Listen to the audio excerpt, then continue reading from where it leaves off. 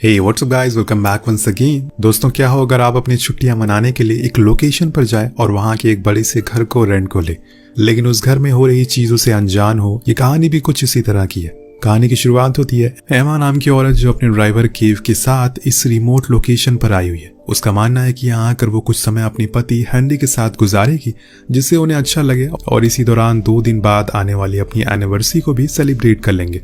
उसका ड्राइवर उसे कुछ ज्यादा ही फ्रैंक होने लगता है और पूछता है कि क्या उसका पति इस ट्रिप पर उसके साथ नहीं आने वाला। तो एमा कहती है कि वो कल आ जाएगा, तुम आगे देख कर कार ड्राइव करो। वो उसकी हरकतों से कुछ खास खुश नजर नहीं आ रही थी। खैर, कुछ ही देर बाद वो उस लोकेशन पर छोड़ देता है, जिसे देखकर वो भी हैरान था। उसका कहना था कि वो यहाँ पर आए दिन शिकार करने के लिए आता रहता है, लेकिन उसे ये जगह आज पहली बार देखी। अब एमा उसे उसके पैसे देकर वहां से जाने को कहती है, जिसके बाद हम उस घर को देखते हैं जो बेहद ही बड़ा और हाईटेक होता है। जब मन चाहे उसे हर तरफ से सील कर सकते हो। उसके फीचर्स को देखकर एमा भी हैरान हो जाती है। दरअसल उन्होंने इस घर को कुछ दिनों के लिए रेंट पर लिया है, अपनी एनिवर्सरी को सेलिब्रेट करने के लिए। अब वो फ्रेश होने के लिए जाती है। इसी बीच उसके दरवाजे पर किसी की दस्तक होती है।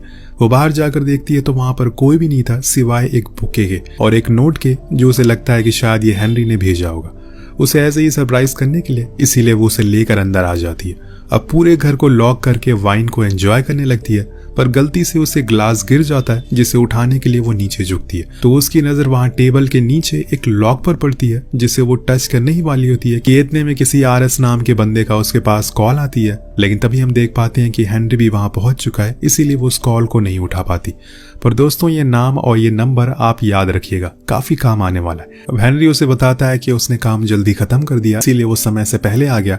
दोनों ही बहुत खुश होते हैं, बाहर जाकर एक साथ टाइम स्पेंड करते हैं। हेनरी एमा से उसके काम के बारे में पूछता है। दरअसल वो एक राइटर है और हाल फिलहाल में वो नॉवेल के ऊपर काम कर रही है, लेकिन वो उसे बताती है कि वो नॉवेल बुक तो उसी कैब में छूट गई जिससे वो यहाँ तक आई थी, पर उसने कंप्लेन कर दी है तो शायद वो जल्दी ही मिल जाएगी। इसके बाद हेनरी एमा के करीब आने की कोशिश करने लगता है, पर एमा वहां से उठकर चली जाती है, जिससे हमें पता चलता है कि जैसा सब कुछ दिख रहा है वैसा रियलिटी में है नहीं। इन दोनों के रिश्ते में खटास है, पर उसकी वजह ये हमें भी नहीं पता है। और हेनरी ने इसीलिए ट्रिप को प्लान किया था ताकि वो उसके साथ कुछ समय बिता सके, पर ऐसा होता हुआ दिखाई तो बिल्कुल भी नहीं दे रहा है। अब एमा सोने के लिए चली जाती है, पर जाने से पहले वो वाइन ड्रिंक करती है। शायद उसी की वजह से उसे सोने से पहले जोरदार चक्कर आता है, जिसे चलते वो कब सो जाती है उसे पता ही नहीं चलता। उधर हेनरी के साथ भी सेम यही होता है, पर वो ज्यादा सोचता नहीं और सोने के लिए चला जाता है। कुछ देर बाद हम उनके कमरे में किसी के आने की आवाज को सुनते हैं, जिसके हाथ में किसी तरह का कुछ इंजेक्ट डिवाइस था, जो वो एमा को इंजेक्ट कर देता है। जब हम उस इंसान को देखते हैं तो वो एक मास्क मैन था जो अपना काम करके वहां से चला जाता है। लेकिन वो अंदर आया कैसे कि ये घर तो पूरी तरह से लॉक है? इस सवाल का जवाब आपको आगे मिल जाएगा। तब तक के लिए हम आगे चलते हैं। जब ये लोग सुबह उठते हैं तो देखते हैं कि उनके पास किसी ने 2 कप कॉफी रखी है और एक रोज रखा हुआ है, जिसके साथ एक गुड मॉर्निंग का नोट है। इस चीज को देखकर दोनों ही बहुत डर जाते हैं। तभी एमा देखती है कि उसके कपड़े बदले हैं, ये तो कुछ ज्यादा ही हो जाता है। दोनों ही घबरा जाते हैं और फौरन बाहर की ओर भागते हैं। इतनी देर में एमा को याद आता कि शायद कल उनके रूम में कोई आया था, मैंने उसको महसूस किया था, पर मेरी तबीयत कुछ ठीक नहीं थी। दोनों को मोबाइल फोन में गैप थे। वो जाकर अपनी कार में बैठ जाते हैं और वहां से निकलने का सोचते हैं, पर वो सब सोच ही सकते हैं क्योंकि कार की कीज तो है ही नहीं। इसी बीच उनके पीछे से कोई झाड़ियों में जाकर छुप जाता है। इधर हेनरी एमा को घर में जाकर कीज ढूंढने को बोलता है और उधर वो झाड़ियों में जाता है। अब एमा को चाबियां तो नहीं मिलती, लेकिन उसे एक फोन मिल जाता है, जिससे वो फौरन पुलिस को कॉल लगाने लगती है। लेकिन वो कॉल तो कहीं और ही लग जाता है, जहां से कोई कहता है कि तुम्हें रूल्स नहीं तोड़ने चाहिए, जो कुछ भी वो कह रहा है वो चुपचाप मान लो। ये सुनकर वो इतनी ज्यादा डर जाती है कि फोन को फेंक देती है। इतने में वहां पर हेनरी आता है, जिसके सर में चोट लगी थी। वो उसे बताता है कि झाड़ियों में किसी ने उसके ऊपर हमला कर दिया, जिस वजह से वो उसे चोट लगी है। तब एमा उसे उस फोन के बारे में बताती है और कहती है कि वहां से कोई और बोल रहा है। जब हेनरी ये चीज ट्राई करता है तो सेम वही चीज होती है। अभी वो देखते हैं कि उनकी टीवी स्टार्ट हो गई और उसमें उनकी सारी प्राइवेट वीडियोस लाइव हो रही है, क्योंकि उनके ऊपर हिडन कैमरा से 24 घंटे नजर रखी जा रही है। ये देखकर एमा बहुत ही ज्यादा गुस्से में और डर भी जाती है। वो दोनों अचंभित हो गए थे कि आखिर ये हो क्या रहा है। अब वो फौरन उस घर के बाहर जाने की कोशिश करते हैं, लेकिन तभी पूरा घर लॉक हो जाता है। सब कुछ बंद होने लगता है, यहाँ तक कि उनकी विंडोज और ग्लासेस भी। अब वो बहुत कोशिश करते हैं कि कुछ खुल जाए, लेकिन कोई चीज खुलने का नाम ही नहीं ले रही थी। बार बार उनके पासवर्ड को गलत बताया जा रहा था। एमा एक चेयर से उस लॉक को तोड़ने की कोशिश करती है, लेकिन इतनी ही देर में उसके कान में बहुत जोर से दर्द होता है, जिस चक्कर में वो गिर जाती है। तब हेनरी उसके पास आकर देखता है कि अचानक से उसे क्या हो गया। वो उसके कान के पीछे किसी डिवाइस को अंदर लगा हुआ देखता है और उसी की वजह से उसे ये दर्द हो रहा था। इन सब की वजह से हेनरी को गुस्सा आने लगता है। वो उन कैमरास को तोड़ना शुरू कर देता है, लेकिन इतने में उसके कान में भी वही दर्द होने लगता है और जब एमा देखती है तो सेम वही चीज उसके कान में भी लगाई गई थी। यानी कि जो वो रात में मास्क मैन आया था, शायद उसने ये सब चीजें की होगी उनके साथ, पर इतना सब कुछ हो गया उन्हें पता कैसे नहीं चला। और क्या इस घर के बारे में उन्होंने पहले रिसर्च नहीं करा था यहाँ पर आने से पहले? वेल, अब कहानी आगे बढ़ती है और दर्द कम होने के बाद स्पीकर में फिर किसी अनजान आदमी की आवाज आती है और इस बारी वो इंसान कहता है कि तुमसे जो कहा जाएगा तुम्हें वो करना है, वरना तुम्हें पनिश किया जाएगा।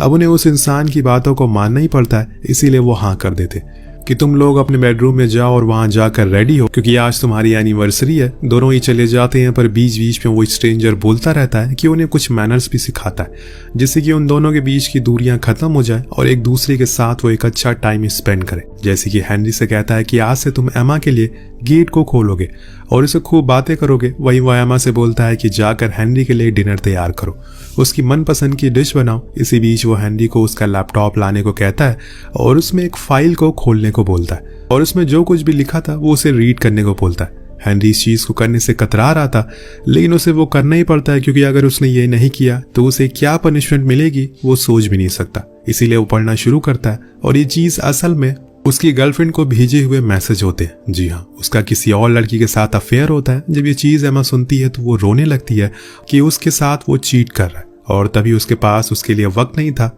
अब इसके बाद वो उस लैपटॉप को एमा को देने को कहता है, फिर उसे एक वीडियो को खोलने को कहती है और वो आदमी हेनरी को दिखाने को बोलता है। जब उस वीडियो को वो देखता है तो गुस्से के मारे उस लैपटॉप को तोड़ देता है। दरअसल उसमें एमा किसी और इंसान के साथ इंटीमेट हो रही थी, मतलब दोनों ही दूध के धुले नहीं है।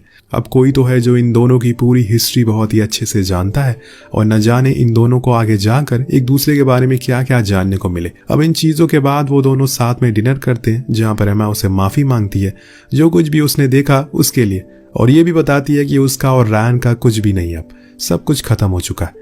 यहाँ में ये भी पता चलता है कि जो RS करके उसकी शुरुआत में कॉल आई थी वो असल में रैन की थी और उसने उसे उठाया नहीं, यानी कि वो सच कह रही थी। लेकिन हेनरी मानने को तैयार नहीं है, इसीलिए वो वहां से उठकर चला जाता है रूम की ओर। उसके पीछे पीछे एमा भी आती है और वो दोनों देखते हैं कि रूम में तो रोमांटिक सॉन्ग चल रहा है और अब उनसे कहा जाता है कि उन्हें डांस करना है, लेकिन हेनरी करने को मना कर देता है क्योंकि वो मूड में नहीं है। वो सब देखने के बाद अब एमा जितनी जल्दी हो सके वो उससे दूर होना चाहता है, पर यहाँ वो भूल गया है कि उसकी मर्जी यहाँ पर तो चलने वाली नहीं है, इसीलिए फिर से उसे दर्द दिया जाता है, जिसके बाद वो तुरंत ही खड़े होकर डांस करना शुरू कर देता है। फिर उन्हें साथ में इंटीमेट होने को कहा जाता है, जो कि वो कैमरा के सामने बिल्कुल भी नहीं करेगा। अब वो मना कर देता है, पर इस बारी जो उसे दर्द होता है वो इतना ज्यादा होता है कि उसके कानों से खून आने लगता है, जिसको एमा जल्दी से साफ कर और उसे शांत होने को बोलती है। अब सब कुछ शांत हो जाने के बाद वो अपनी गलतियों के लिए माफी भी मांगती है और कहती है कि वो भटक चुकी थी, इसीलिए उसने ये सब किया, पर अब वो कहीं जाने वाली नहीं है। हेनरी भी खुद की गलतियों के लिए सॉरी कहता है, जिसके बाद हम दोनों शांति से सोते हुए देखते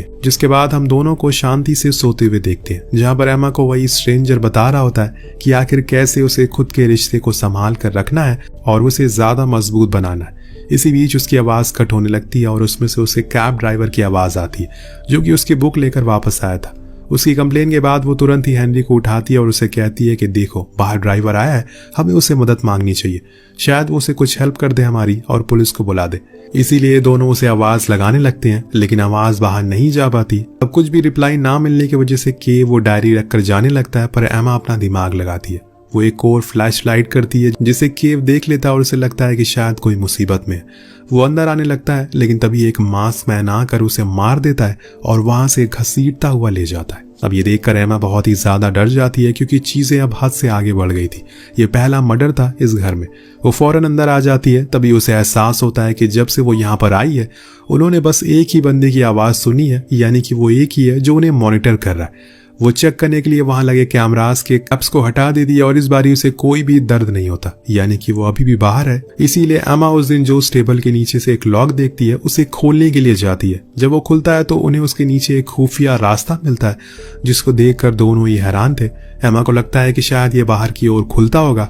वो उसके अंदर जाने के लिए तैयार थी, पर हेनरी उसे ऐसा करने से रोकता है, पर वो फिर भी चली जाती है, पर वो ज्यादा दूर जा नहीं पाती। उसके पहले कोई आदमी बाहर आकर हेनरी को बेहोशी का इंजेक्शन लगा देता है और एमा को भी खींच कर निकाल देता है, फिर उसे भी बेहोश कर देता है। अब नेक्स्ट डे जब इनकी आंख दोबारा खुलती है तो वो देखते हैं कि बाहर लॉबी में किसी को कुर्सी से बांध कर रखा गया है। जब वो वहां पर पहुंचते हैं तो उन्हें पता चलता है कि वो असल में रायन है, जिसका अफेयर एमा के साथ था। बेहोशी की हालत में है। जब आता है तो खुद के सामने हेनरी को खड़ा हुआ पाता है, जिसके बाद उन दोनों में लंबी बहस होती है और ये बहस इतनी बढ़ जाती है कि हेनरी उसे चाकू से मारने ही वाला होता है, लेकिन इतने में उस स्ट्रेंजर की फिर से आवाज आती है। वो ऑर्डर देता है कि रायन को असल में हेनरी नहीं बल्कि एमा मारेगी, लेकिन वो ऐसा करने से मना कर देती है, जिसकी वजह से हेनरी को वहीं टॉर्चर सहना पड़ता है। अब वो दर्द के मारे कर्रा रहा होता है और इसी चक्कर में एमा को मजबूरन रायन को जान से मारना पड़ता है। फिर जाकर वो दोनों खुद के ऊपर लगे खून को साफ करते हैं। अब सब कुछ ठीक हो जाने के बाद हेनरी कहता है कि वो घबराए नहीं, वो लोग यहाँ से जल्दी ही निकल जाएंगे। इसके बाद वो उसे वाइन देता है और खुद बाहर चला जाता है। पर यहाँ एमा को कुछ याद आता है कि ये वही वाइन है जिसको पीने के बाद उसे पहले दिन बेहोश हो गई थी और इसके बाद ही सब कुछ होना शुरू हो गया था।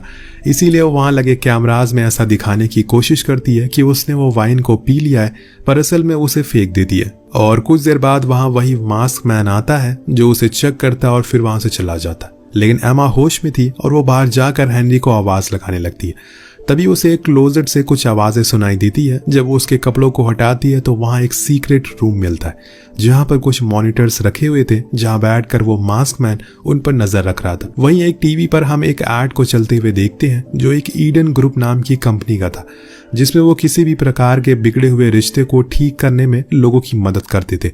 उसका मालिक नेथन इस काम को पूरा करने के लिए किसी भी हद तक जा सकता है। यह एमा को हल्का हल्का सब कुछ समझ आने लगता है, इसीलिए वो तुरंत ही अपनी पिछली फुटेज को देखना शुरू कर देती, जिसके देखकर उसकी आंखें फटी की फटी रह जाती है। असल में अभी तक जो कुछ भी उसके साथ हो रहा था उसमें हेनरी भी मिला हुआ है। वो ही उसे यहाँ पर लेकर आया था और उसने ही उसकी वाइन में वो नशीली चीजें पिलाई थी और उसको दिखाने के लिए उसने भी उस वाइन को लिया, पर उसे पिया नहीं बल्कि बाहर जाकर फेंक दिया। उस दिन जो उसे चोट लगी थी वो फेंक थी और रायन को लाने में भी यहाँ उसने उसका मास्क मैन की मदद की थी, जो कोई और नहीं बल्कि नेथन ही था, इस ईडन ग्रुप का मालिक। और अभी तक सिर्फ दर्द एमा को ही होता था, हेनरी तो बस नाटक करता था दर्द में रहने के लिए और बेहोश होने का। तभी वो देखती है कि अभी भी केव जिंदा है और वो लोग उसे कार के पास छोड़कर घर की ओर आ रहे हैं, इसलिए वो फौरन अपनी कार कीज लेकर फिर से बेहोश होने का नाटक करती है। उधर नेथन सीक्रेट रूम में जाकर उस फुटेज को पेन ड्राइव में ले लेता है जिसमें एमा ने रायन को मारा था। यानी कि आप समझ गए होंगे, हेनरी हमेशा एमा को खुद की गुलाम बनाकर रखना चाहता है, इसीलिए उसने ये सब किया ताकि वो उसके कहे हुए सारे ऑर्डर्स को फॉलो करे। अगर उसने ऐसा ना किया तो वो उसे पुलिस के हवाले कर देगा, क्योंकि उसने रायन का खून किया है। अब ये दोनों एमा को लाकर कार में बैठा देते हैं और नेथन हेनरी को कीज दे देता है, पर जो कीज वो देता है वो उनकी कार की नहीं थी, क्योंकि वो तो एमा लेकर आ गई थी। इसीलिए वो अंदर जाता और फिर से इसी का फायदा उठाकर एमा उस डिवाइस को अपने नेक से बाहर निकाल लेती है और फिर कार को स्टार्ट करके वहां से जाने लगती है।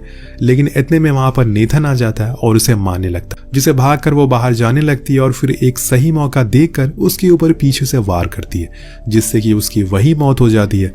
और इसके बाद वो उसकी स्मार्ट वॉच को ले लेती है, जिससे वो उनके उसी डिवाइस को कंट्रोल किया करता था। पर तभी वहां पर हेनरी आता है और वो उसके सामने ऐसा दिखाने की कोशिश करती है कि उसे अभी भी कुछ नहीं पता और वो अभी इस घर के बाहर जाने का सोच रही है। इसीलिए वो हेनरी से कहती है कि हमें अपना सामान ले लेना चाहिए अंदर जाकर। और इसी दौरान वो उसी स्मार्ट वॉच से उसकी डिवाइस को ऑन करने की कोशिश करती है, लेकिन उसने वो पहले ही निकाल दिया था। इतने में वहां पर हेनरी आता है और उस पर ही हमला कर देता है, क्योंकि उसे सच पता चल चुका था। अब वो उसके पैर में चाकू घुसा देता है, लेकिन एमा जैसे तैसे करके उसे बच जाती है और पहुंच जाती है उसी सीक्रेट रूम में, जहां पर वो उस डिवाइस को इम्प्लांट करने की मशीन मिल जाती है। वो लेकर बाहर आकर छुप जाती है और जैसे ही हेनरी वहां उसे मारने के लिए आता है वो उसे इंजेक्ट कर देती है, फिर उस वॉच से उसे ऑन कर देती है। इसके बाद हेनरी दर्द के मारे तड़पना शुरू हो जाता है और वो उसे ऐसी हालत में छोड़कर वहां से बाहर आ जाती है। अब वो उनकी रिंग को भी वहीं छोड़ देती है और यही उसकी सजा है।